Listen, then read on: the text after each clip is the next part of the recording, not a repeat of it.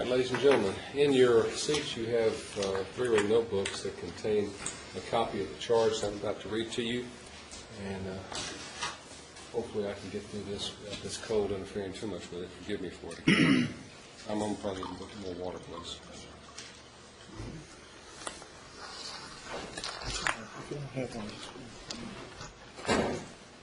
These copies of the jury charge are for your benefit. You are free to make notes on them if you want to, or underline, or write on them, or read along, or if you don't want to read them, just listen to what I say, that's fine as well.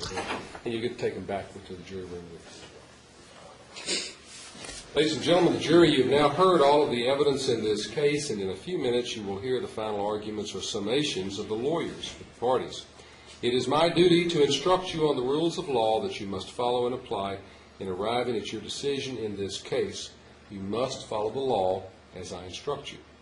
It is your exclusive duty to decide all questions of fact submitted to you, and for that purpose to determine the effect and value of the evidence. You must not be influenced by sympathy, prejudice, or passion. You're to consider all of my instructions as a whole and are to regard each in the light of all the others. If in these instructions any rule, direction, or idea is repeated or stated in varying ways, no emphasis thereon is intended by me, and none must be inferred by you. For that reason, you're not to single out any certain sentence or any individual point or instruction and ignore the others. The order in which the instructions are given has no significance as to their relative importance. I will provide some of the instructions before closing argument and some after that phase of the trial. Both sets of instructions are equally important. Remember that what is said by the lawyers during the trial is not evidence in this case. However, if the lawyers have stipulated or admitted any fact, you will regard that fact as being conclusively proved as to the party or parties making the stipulation or admission. If an objection to a question was sustained, you must not speculate as to what the answer might have been or the reason for the objection, and you must assume that the answer would be of no value to you in your deliberations. You must not consider for any purpose any offer of evidence that was rejected or any evidence that was stricken out by the court. Any such matter is to be treated as though you had never known it. You must never speculate to be true any insinuation suggested by a question asked of a witness. A question is not evidence and may be considered only as it supplies meaning to the answer. In reaching your verdict, you are to consider only the evidence in this case. You're not required to set aside your common knowledge, however, as you have the right to weigh the evidence in the light of your own observations, experiences, and common sense. The masculine form as used in these instructions applies equally to a female person or a corporation. The masculine form is simply used for convenience. Likewise, whenever the singular is used in these instructions, it may be taken equally to mean the plural if the context requires it. You are to decide this case only from the evidence which was presented at this trial. The evidence consists of the sworn testimony of the witnesses who testified, both in person and by deposition, the exhibits which were received and marked as evidence, and any facts to which all the lawyers have agreed or stipulated. There are two kinds of evidence, direct and circumstantial. Direct evidence is direct proof of a fact, such as testimony of a witness about what the witness personally observed. Circumstantial evidence is indirect evidence that gives you clues about what happened. Circumstantial evidence is proof of a fact or a group of facts that causes you to conclude that another fact exists. It is for you to decide whether a fact has been proved by circumstantial evidence. If you base your decision upon circumstantial evidence, you must be convinced that the conclusion you reach is more probable than any other explanation. You are to consider both direct and circumstantial evidence. The law permits you to give equal weight to both, but it is for you to decide how much weight to give to any evidence. While you must consider all of the evidence which is admitted during the trial, this does not mean that you must accept all of the evidence as true or accurate. You're not to decide an issue by the simple process of counting the number of witnesses who testified on opposing sides. You must consider all the evidence in this case.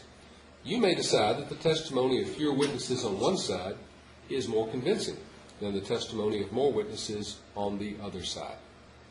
You are the sole and exclusive judges of the credibility or believability of the witnesses who testified in this case. You must decide which witnesses you believe and how important you think their testimony is. You are not required to accept or reject everything a witness says. You are free to believe all, none, or part of any person's testimony. In deciding which testimony you believe, you should rely upon your own common sense and everyday experience. There is no fixed set of rules to use in deciding whether you believe a witness, but it may help you to think about the following questions. Was the witness able to see, hear, or be aware of the things about which the witness testified? How well was the witness able to recall and describe those things? How long was the witness watching or listening? Was the witness distracted in any way? Did the witness have a good memory? How did the witness look and act while testifying? Was the witness making an honest effort to tell the truth, or did the witness evade questions? Did the witness have any interest in the outcome of the case? Did the witness have any motive, bias, or prejudice that would influence the witness's testimony? How reasonable was the witness's testimony when you consider all of the evidence in the case? Was the witness's testimony contradicted by what that witness has said or done at another time, by the testimony of other witnesses, or by other evidence? Has there been evidence regarding the witness's intelligence, respectability, or reputation for truthfulness? Has the witness's testimony been influenced by any promises, threats, or suggestions? And did the witness admit that any part of the witness's testimony was not true? There may be discrepancies or differences within a witness's testimony or between the testimony of different witnesses. This does not necessarily mean that a witness should be disbelieved. Sometimes when two people observe an event, they will see or hear it differently. Sometimes a witness may have an innocent lapse of memory. Witnesses may testify honestly, but simply may be wrong about what they thought they saw or remembered. You should consider whether a discrepancy relates to an important fact or only to an unimportant detail. You may conclude that a witness deliberately lied about a fact that is important to your decision in this case. If so, you may reject everything that witness said.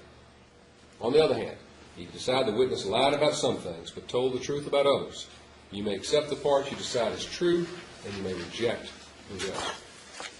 Usually, witnesses are not permitted to testify as to opinions or conclusions. However, a witness who has scientific, technical, or other specialized knowledge may be permitted to give testimony in the form of an opinion. Those witnesses are often referred to as expert witnesses.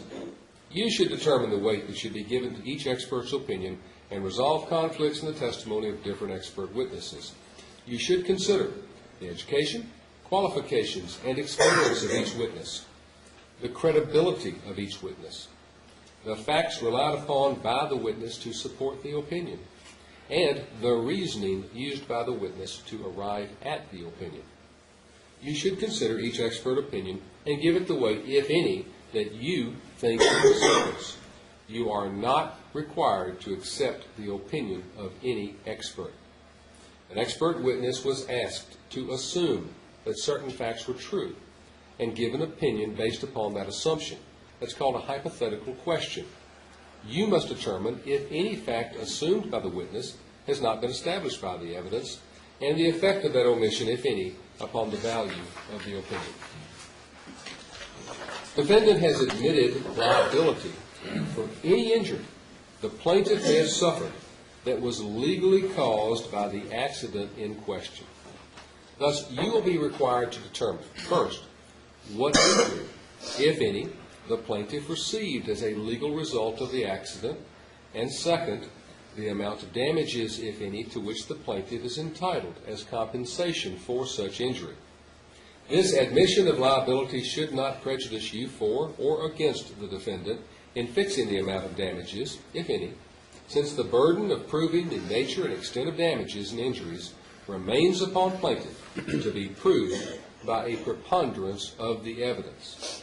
The term preponderance of the evidence means that amount of evidence that causes you to conclude that an allegation is probably true. To prove an allegation by the preponderance of the evidence, a party must convince you that the allegation is more likely true than not true.